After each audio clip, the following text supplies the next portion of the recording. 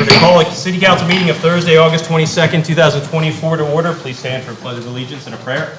I pledge allegiance to the flag of the United States of America and to the republic for which it stands, one nation, under God, indivisible, with liberty and justice for all.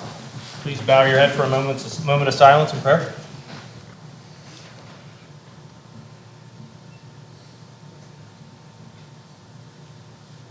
Amen. Okay, Mr. Barnes. Present. Mr. Crowley. Here. Mr. Hartzell. Here. Mr. Lupchuk. Here. Mr. Pulcini. Here. Mr. Winslow. Here. Mr. Madden. Here. Adequate notice of this meeting has been given pursuant to Public Law 1975, Chapter 231. We're going to go into reports from the mayor and the administration. George, anything? No reports, so we'll open up to citizen comment. First up is Ed O'Donnell. Thank you, Ed O'Donnell. This summer, at the Tabernacle here in Ocean City, I heard the chaplain of the U.S. Senate, Barry Black. Exception. And he said he had been on an elevator in the U.S. Senate office building with a prominent United States senator who was a member of the U.S. Senate Bible Study Group. And Barry noticed that the senator was very agitated. And he said, "How you doing, Senator?" And the senator said, "Not good. The entire world is almost like hell."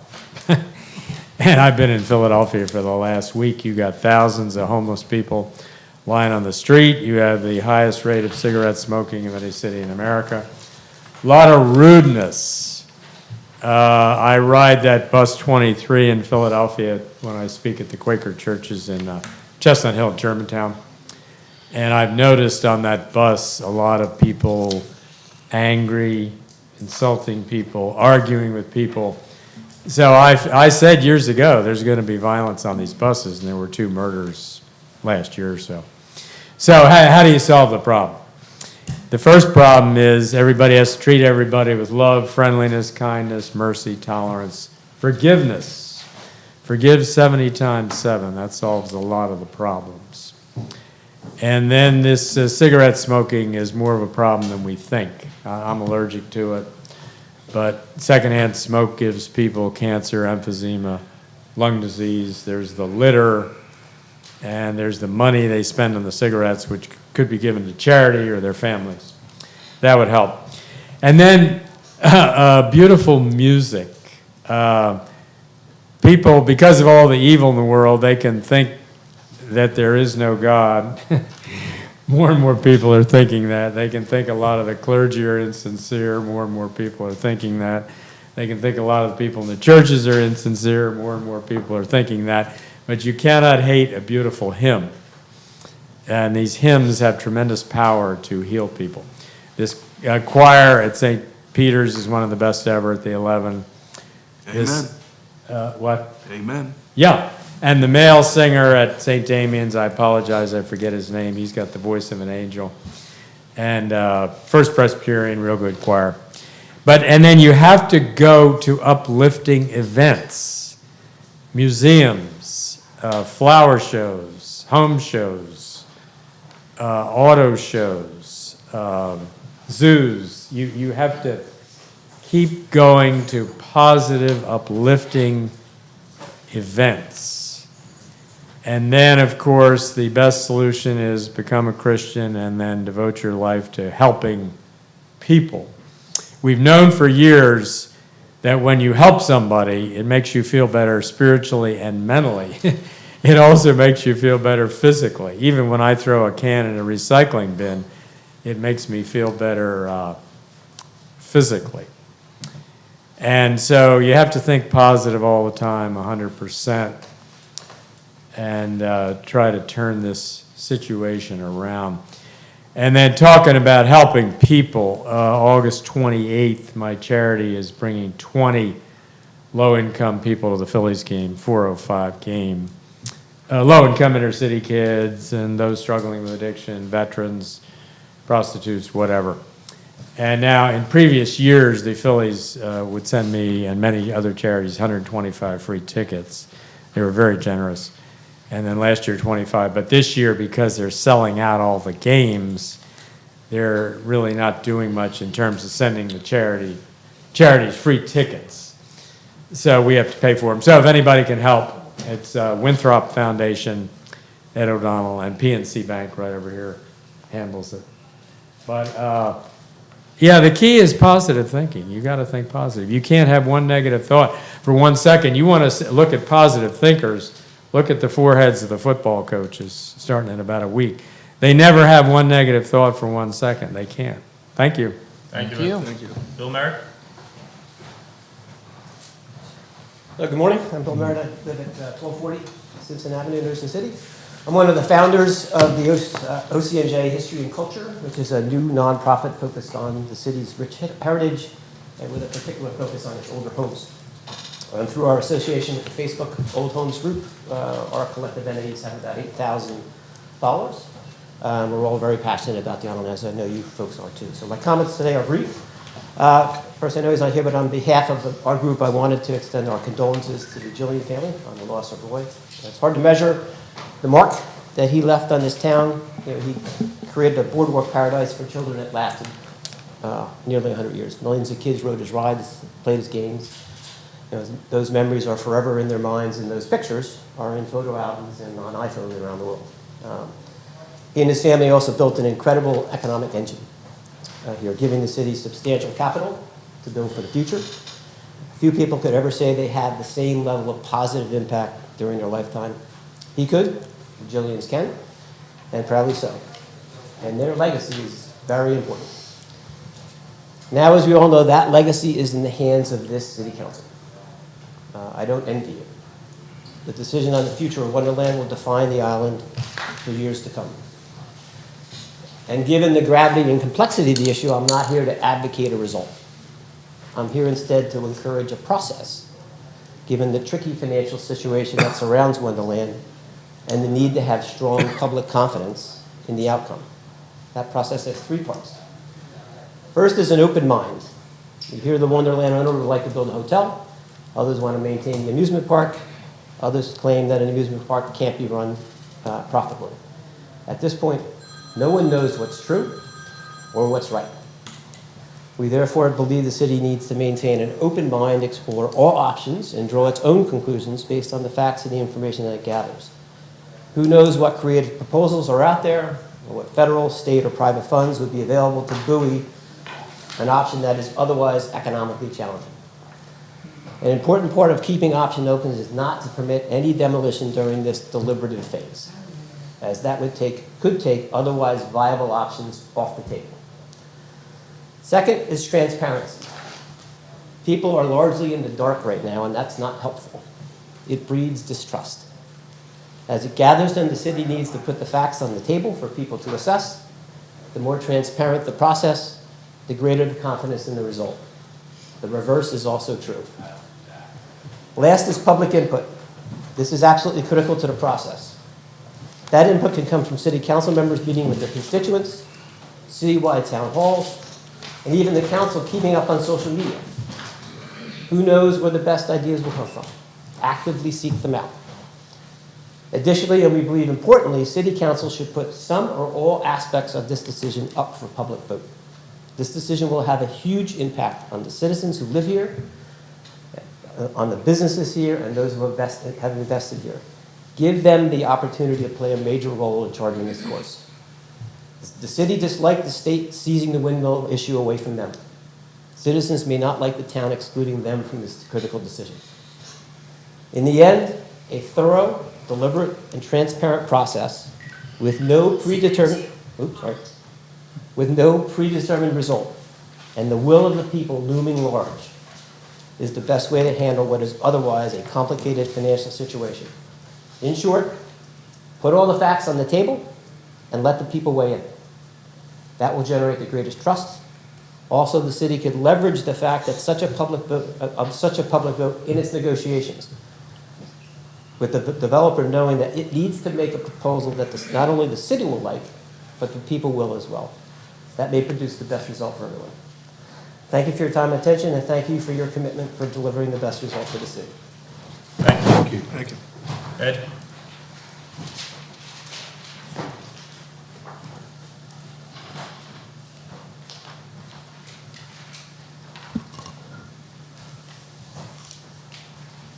Well, I'd like to congratulate you all.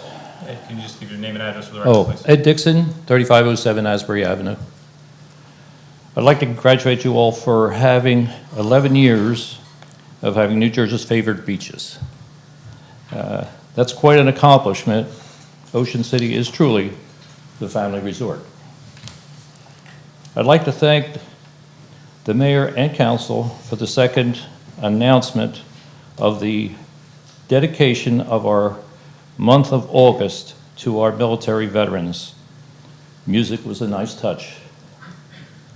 Also, for the efforts to enhance that celebration with extra activities during the month. It was nice working with Mike Allegretto in setting up some of those activities. I hope we can get together and go over some of the events and apply them to next summer's August activities and possibly more. Maybe we can fit some of those into the calendar of events for the next year before it goes into print. I have to apologize for not attending the first Veterans Float. I made the mistake of not putting it on my calendar. Lessons learned. My memory is not as good as it used to be. Thank you. Thank you, Ed. Thank you. Donna?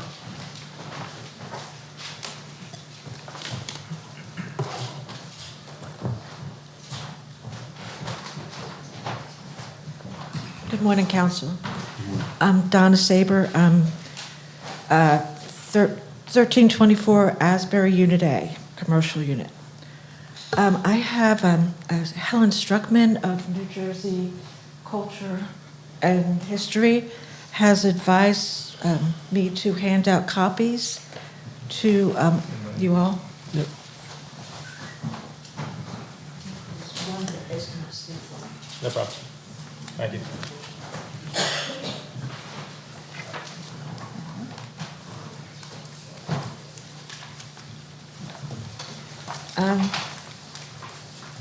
Last Friday, I went down to County Records to review out of curiosity, to see the deed documents of Wonderland. I didn't include all the pages of the deed. There's multiple pages. But what struck me was on the page concerning the deed of 1995, from the estate of Howard Staten to Galamco, under and subject, and I'm just going to read the beginning, under and subject to the rights of the City of Ocean City as an agreement for boardwalk purposes, as in deed book 469. I'm Donna Saber. I am an author and business owner. I've had my business on Asbury since 2016. We had moved from Summers Point. My family has been part of South Jersey since 1897. My fondest memories are taking swimming lessons at the Flanders and art classes at the Art Center and competing in sailboat races at the Yacht Club.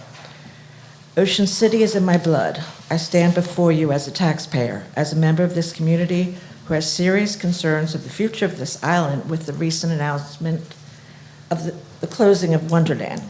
According to deed research, I've completed block 600.05 lot 1, block 600.05 lot 2. The location of Wonderland was deeded to the 6th Street Amusement Company back in 1932. It is in boardwalk zoning. Here is a copy of what is boardwalk zoning. Unobstructed ocean view, which it enjoys leisurely sitting, strolling, jogging, and other healthful activities. Wonderland itself has been in operation since 1965, and its iconic 140-foot Ferris wheel has been the city of Ocean City ever since. Since its inception, Wonderland has been the biggest draw for tourism, and many will argue it surpasses even the beach itself. We cannot allow the symbol of Ocean City to die without fully studying the impact that demise may have on our tourism. As a city, I believe it is vital that we take into consideration the ramifications to our economy. What will happen to us if we do nothing about this tragic situation? I propose we interview tourists and determine what impact this will have on vacationers returning. We need to determine how many know about the current situation. Will it affect their decision to return to Ocean City for future visits? How will it affect shop owners? How will it affect real estate agencies and homeowners who rent? This has the potential to seriously change the course of our economy. I think you all have the continuation of this paperwork. With a centralized group and a desire to save Wonderland, we can at least give voice to the 4 generations of travelers who would fight to save Wonderland and its role in making Ocean City America's greatest family resort. Thank you. Thank you. Bill? McAllister? Yep. Sorry, we'll get you at the end. Bill Okay, McAllister, Ian. 15 West 15th Street. 2 things. When I moved here almost 30 years ago, one of the things that council was always fighting was this duplex city term that used to be thrown on Ocean City and density. That's not considered anymore. Density here is out of control, and it's way past time for council and the planning board to get together and do something about it. You need an example of what's happening? Go to 1 Michigan. There used to be 1 4-bedroom house there. There's 2 5 or 6-bedroom houses there now, and they got a variance to do it. That kind of stuff has to stop, because we're gonna have a cop at 9th and Bay 24 hours a day, excuse me, pretty soon. The second thing is, the mayor sent a letter out about what a great investment Ocean City is. And with Wonderland closing, this is not America's greatest family resort. We ought to give that slogan up to somebody else to take it. We ought to change it to this is America's greatest investor resort. That's it. Thanks. Thank you. All right, that's going to close the first citizen comment. We're going to move into reports from city council. Dave, any reports? No report. Jody? Nothing at this time. Keith? I'm good, sir, thank you. Sean? No reports. Tony? No reports. Terry? And I have no reports. All right, we're going to go to approval of minutes. Can I have a motion to adopt the regular city council meeting minutes of Thursday, August 8th, 2024? So moved, Winslow. Second. Terry? Okay, Mr. Barnes? Yes. Mr. Crowley? Yes. Mr. Hartzell? Yes. Mr. Lubchuk? Yes. Mr. Pulcini? Yes. Mr. Winslow? Yes. Mr. Madden? Yes. I'll close the minutes. We'll go into resolutions and the consent agenda. All resolutions listed on the consent agenda are considered to be routine in nature and will be enacted by one motion. If the mayor or any councilperson wishes a particular resolution to be considered separately, it will be removed from the consent agenda. Anything to be removed? Seeing none, can I have a motion to approve the consent agenda? So moved, Hartzell. Second. Mr. Barnes? Yes. Mr. Crowley? Yes. Mr. Hartzell? Yes. Mr. Lubchuk? Yes. Mr. Pulcini? Yes. Mr. Winslow? Yes. Mr. Madden? Yes. We'll move into pending business. Pending business, Terry. Nothing pending. Tony. Nothing pending. Sean. No, nothing. Keith. Now that Mr. Algredo's in the room, just want to say thank you. The situation with seagulls is much improved. I was actually able to eat pizza last night without being attacked, and I appreciate it. They're doing a much better job, I think, than they were, and we greatly appreciate it. And I know you've put an effort in to make sure that it gets better, and it has. So, job well done. Jody. I'll just add, aside from the seagulls being tamed, I got to tell you, the whole experience on the boardwalk has been very family since Memorial Day weekend. I haven't seen any incidents. Our shoplifting has gone like this, and I haven't seen a fist fight either. So it's been great. Great summer for crowd. Great. Dave? Any new business, Dave? Jody? Nothing. Keith? I'm good, sir, but thank you. Sean? Nothing. Tony? Nothing. Terry? Good. And I have no new business. We'll open up to citizen comment. Any citizen comment this side of the room? Seeing none, any citizen comment this side of the room? Bill?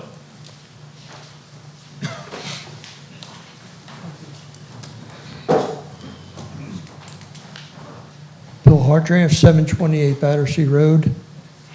I'd like to welcome Mr. Barnes. Congratulations on winning your primary. Very good. I'd also like to let you know, Terry, that my wife and I both voted for you, even though you had no competition. I always like the way you wear your suits. Keith, in all honesty, welcome back. Thank you, You were sir. sorely missed. We missed your integrity, your insight, all the ideas you brought to the table, even though sometimes it was a little wordy. I tried to put that aside and couldn't sometimes. Thank you. Jody, don't make me laugh. Welcome back. I'm glad you won your primary. I understand you had some contention from your opponent, which you are having to deal with, and I understand that. So I'm not going to go into details. What I would like to say is I'm aware of what happened with your daughter in the Little Miss Ocean City. I was a little upset about the way she was treated, so much so that I called Christine and asked why she was ignored. In actuality, there were 24 prizes or awards, 14 contestants, and your daughter was not included at all in the award ceremony. She stood there, I'm sure, wondering what the hell happened. Well, after I thought about it for a while, considerably, I mean, I lost a lot of sleep because I have 5 children, 9 grandchildren. They're all really cool people, in my opinion. Her response to me when I asked her why your daughter was ignored was that the judges made their decision. Pause, pregnant silence. I didn't quite know how to respond to that. So I found out who the judges were. And lo and behold, I thought they would be a bunch of ditzy teenagers. Unfortunately, they were all adults. And after it kind of upset me a little bit, I would wonder why those 5 adults bypassed your daughter. I thought about it long and hard and lost a lot of sleep too, I might add. The only thing I can think of is it was retribution to you personally. I can't prove it, and I'm not going to make that, well, I will make the accusation. And why would that happen? Maybe people don't like you. Maybe that's the reason, and I don't care about that. But I was wondering why 5 people could get together from different places and why they would exclude your daughter, the 11-year-old innocent girl. I still don't have an answer. The only thing I can figure of, it was retribution to you for some reason. That's the only thing that makes any sense to me. Now, I've dealt with people before who kind of shuffled things off, and I thought that that's what Karen or Kirsten or whatever her name is, I thought that's what she did to me. Unfortunately, you can't pass the buck with me. So, it caused me a lot of grief, and I can't even imagine what your daughter, your 11-year-old innocent daughter, is going through. If I could offer my condolences, which I will, I'm sorry that she was subjected to that treatment. And that's as calm as I can get about this thing. Thank you. Thank you. Thank Anybody you. else for citizen comment this side of the room? All right, seeing none, can I have a motion to adjourn? So moved. So moved. Second.